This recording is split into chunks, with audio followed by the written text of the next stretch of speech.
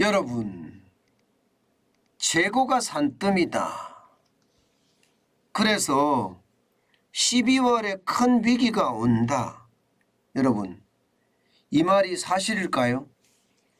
저는 사실일 가능성이 굉장히 높다고 생각을 합니다. 이것을 한번 보시죠. 1년 새 SK하이닉스 재고 증가율이에요. 100%가 아닙니다. 122.27%예요. 122.27%란 재고 증가율은요. 그만큼 못 판다는 이야기잖아요. 그만큼. 그러면 기업 입장에서 여러분 재고가 증가하면 돈이 돌아갈까요? 게다가 SK하이닉스는요. 지금 인텔의 반도체 회사 낸드 플래시 메모리 회사도 인수를 한 상태입니다. 그런데 재고까지 이렇게까지 계속 늘어나면 지금 그 부담은 얼마나 클까요? 문제는 SK하이닉스만 이렇지 않습니다. SK하이닉스가 122.27%로 가장 많지만 지금 삼성전자도 52%가 늘어났습니다. 포스코홀딩스도요 26%가 늘어났고요. LG 디스플레이도 26%, LG전자도 13%가 늘어났습니다. 금액도 상당합니다. 금액도 보면 SK하이닉스가 6조 6천억 원에서 122.27%가 올라가서 6조 6천억 원이죠. 6조 6천억 원에서 14조 6,700억 원까지 늘었습니다. 엄청나게 늘었죠. 14조 6,700억 원이니까 앞서 제가 말씀드린 대로 6조 6천억 원이 14조 6,700억 원이 됐으니까 이 122.27%가 늘어난 거죠. 삼성전자도 마찬가지잖아요. 삼성전자는 금액이 굉장히 큽니다. 여러분 보시는 것처럼 37조 8천억 원이 57조 3,200억 원까지 늘어났습니다. 진짜 빨리 늘어나죠. 1년 새에. 포스코홀딩스도 마찬가지입니다. 13조 8,100억 원에서요. 26%가 올라서 17조 4,300억 원까지 올랐습니다. LG 디스플레이도 4조 5,200억 원으로 늘어났고요. LG전자도 11조 2,100억 원으로 늘어났습니다. 이렇게 재고가 늘어나면 여러분 결국 말입니다. 기업들 입장에서는 운전 자금에 대한 부담이 돼요. 아니 기업을 경영하는데 원자재도 사와야 되고요. 인건비도 줘야 되고요. 세금도 내야 되는데 이게 운전자금인데 운전자금에 대한 부담이 점점 커질 수밖에 없습니다. 삼성전자 같은 경우에 현금을 쌓아놓고 있다고 이야기하니까 걱정 없다 이렇게 이야기는 할 수 있지만 결국 말입니다. 다른 기업들은 쉽지 않거든요. 특히 SK하이닉스나 LG 디스플레이 같은 경우는 그렇게 쉽지는 않습니다. 그렇게 되면 여러분 운전자금 부담이 결국 현금 흐름 악화로 이어질 수가 있잖아요. 현금 흐름 악화로 이어지면 여러분 이것은요 순식간에 굉장히 어려움이 될 수 있다 이렇게 이야기할 수가 있습니다. 여러분 우리 주력산업이래요. 우리 주력산업이. SK하이닉스, 삼성전자, 포스코, LG전자 이러면 주력산업이잖아요. 주력산업이 이 정도면요. 전체 기업들은 어떨까요? 전체 기업들도 여러분 진짜 만만치 않습니다. 한번 보세요. 상장사 3분기 실적입니다. 3분기 실적을 보면요. 3분기 실적을 발표한 68개 제조사를 대상으로 조사를 해봤더니 매출은요 10% 떨어졌습니다. 328조 7,345억 원으로 전년 동기 대비해서 떨어졌어요. 그런데 영업이익 떨어진 거 보세요. 영업이익이 28% 26조 1,465억 원이었습니다. 28% 떨어진 숫자예요. 28%. 영업이익이 마이너스 28%죠. 그럼 순이익은요. 여기서 이제 이자나 이런 게 감면이 돼야 될 거 아니에요. 또 이자도 여러분도 알다시피 이자도 지금 굉장히 많이 올라가거든요. 그렇다 그러면 지금 기업들은요. 실적에 쇼크가 점점 오는 거예요. 실적의 쇼크가. 그만큼 이게 자금 경색이 심각해진다는 이야기예요. 자금 경색. 아니 돈을 많이 벌어야 되거든요. 영업이익을 많이 벌어야지. 마이너스 28%라는 수치는 결코 적은 수치가 아닙니다. 여러분 기업의 영업이익이라는 게 15% 넘어가는 기업은 굉장히 초우량 기업이거든요. 영업이익이 15%가 넘어가는 기업은요. 예, 일반적으로 말입니다. 제조업에서는요. 이게 영업이익이 5% 10% 여기서 왔다 갔다 합니다. 그런데 영업이익이 마이너스 28%가 됐다는 건 여러분 어떻게 생각하세요?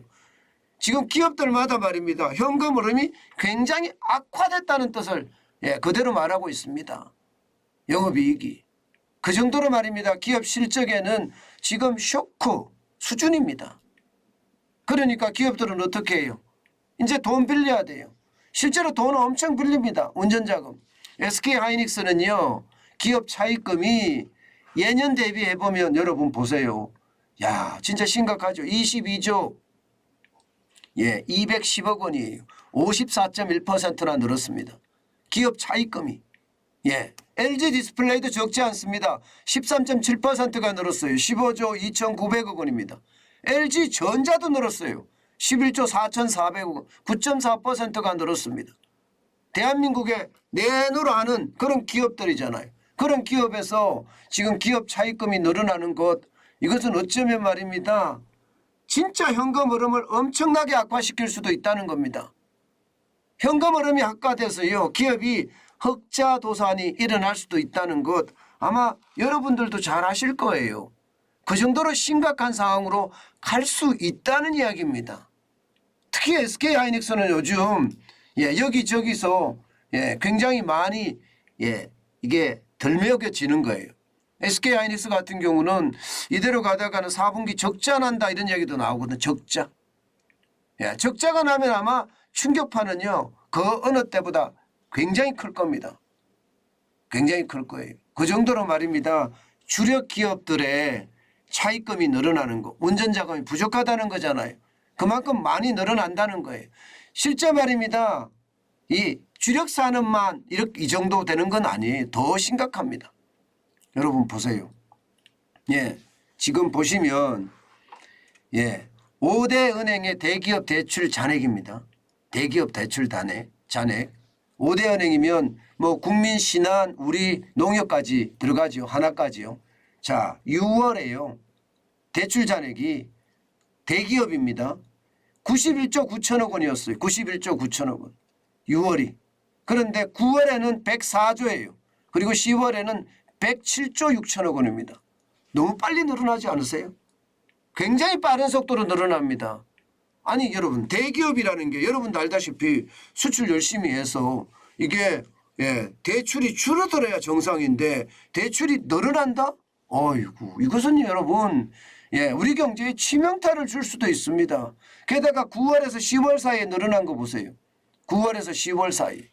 9월에서 10월 사이에 적어도 3조 6천억 원이 늘어났어요. 3조 6천억 원. 그것도 10월 28일 기준입니다. 연말에 29, 30, 31일 3일이 더 남았으니까 더 늘어날 거예요. 기업은요. 월말 결제가 많잖아요. 그런 상황을 따져봤을 때는 지금 말입니다. 결국 현금 흐름이 계속 꽉 막혀간다는 거예요. 사실 대기업도 요즘 채권 시장에서 채권 발행하기 굉장히 힘들다는 거 여러분 아시죠? 그래서 대기업의 대출 잔액이 늘어나는 것도 있을 거라고 저는 생각을 해요. 그렇지만 늘어나도 너무 빨리 늘어난다. 이렇게 예상할 수가 있고요. 전체 기업 대출도 마찬가지입니다. 5대 시중은행의 기업 대출도 8월 말 현재하고요. 지금 10월 27일까지 보면 굉장히 빠른 속도로 늘어납니다. 8월 말 현재는 687조 4,270억 원이었습니다. 그러던 것이 10월 27일 현재는요. 703조 7,512억 원입니다. 굉장히 빨리 늘어나죠. 이것도요. 적어도 20조 가까이가 2달 사이에 늘어나고 있다니까 이것은 어쩌면 재고 때문에 기업의 돈이 안 돈다. 그래서 은행에 대출로 연명한다. 이렇게 이야기할 수 있는 겁니다. 여러분 제가 이게 단순하게 봐서 그렇지요. 단순하게 봐서 그렇지요. 지금 기업들로 속속들이 들어가 보면요. 아마 이거보다가 더 어려워지고 있는 것은 아닐까 그런 생각 진짜 많이 해요. 재고가 늘어나면 돈이 묶이잖아요. 상품을 팔아야 돈이 들어오는데 그래서 원자재도 구입하고 할 텐데 차입금만 계속 늘어난다는 건 이게 쌓이고 쌓이면 저는 충격이 될 수밖에 없다고 생각을 합니다. 게다가 지금 여러분도 알다시피 무역 적자가 지금 계속되고 있거든요. 10월 20일까지만 하더라도 328억 달러가 넘는 무역 적자가 계속되고 있는 상황입니다. 이런 상황에서 여러분 대기업들의 재고가 산더미처럼 늘어난다는 것은 결국 말입니다. 충격이 커질 수밖에 없다고 생각이 들어요. 더 큰 문제는요. 앞으로잖아요. 앞으로가 이게 좋아질 기미가 별로 보이지 않습니다. 왜냐하면 지금 중국 시장이 경기 침체로 접어들었다 이렇게 이야기하거든요.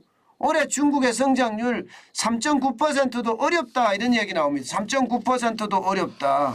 그렇게 되면 여러분 이게 기업 자체의 위험성은 점점 커질 거예요. 그 커지는 위험성을 그대로 따라가기가 참 만만치가 않습니다.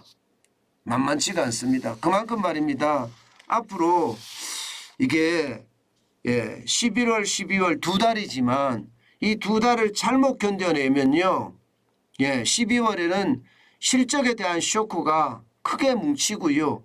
이게 뭉친 것이 내년으로 넘어가면서 금리 인상과 맞물려서 이게 실물 경제에 크나큰 위기가 오지 않겠느냐 하는 예상 충분히 할 수 있습니다.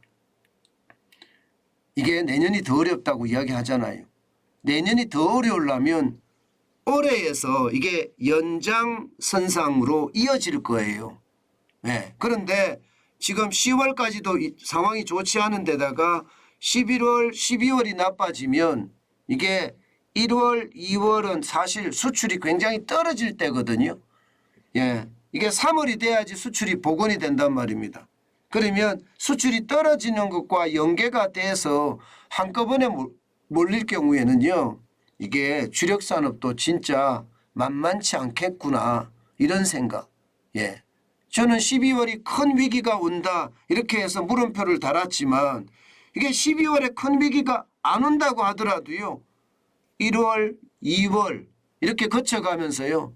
저는 지금까지 쌓였던 무역 적자에 대한 충격과 함께 진짜 어마어마한 큰 위기가 올 수도 있다. 저는 그렇게 생각합니다. 그만큼 상황이 지금 현재로 봐서는 좋지가 않아요. 게다가 경기 선행지수 순환 변동치도 지금 3개월 내리 마이너스잖아요. 기업의 경기 실사지수도 역대 최저로 떨어지고 있고요. 76까지 떨어졌으니까요. 결국은 말입니다. 앞으로 경기가 좋지 않다는 것. 내년 상반기가 진짜 위험하다는 것. 이것을 지금 기업의 어떤 실적 지표들이 보여주고 있는 것은 아닌가. 저는 그렇게 생각을 합니다. 그만큼 기업에 대한 투자 여러분 굉장히 조심하셔야 돼요. 제가 늘 말하지만 위기 때 기회는 있어요. 그렇기 때문에 돌다리도 두드려서 가라는 이야기 많이 하잖아요. 지금은 두드려서 가서 될 문제가 아니고요. 망치로 때려서 갈 문제도 아닙니다. 오한말하고 큰 말입니다. 큰 망치로 힘껏 내려쳐보고 가야 되는 그런 상황이 있다는 거 여러분 꼭 기억하셔야 됩니다. 지금은요 위기입니다. 그 위기가 기회를 제공하는 거 사실이라고 다시 말씀드립니다. 그렇지만 조심 또 조심하면서 그 위기의 강을 건너서 기회의 땅을 찾으시기 바랍니다.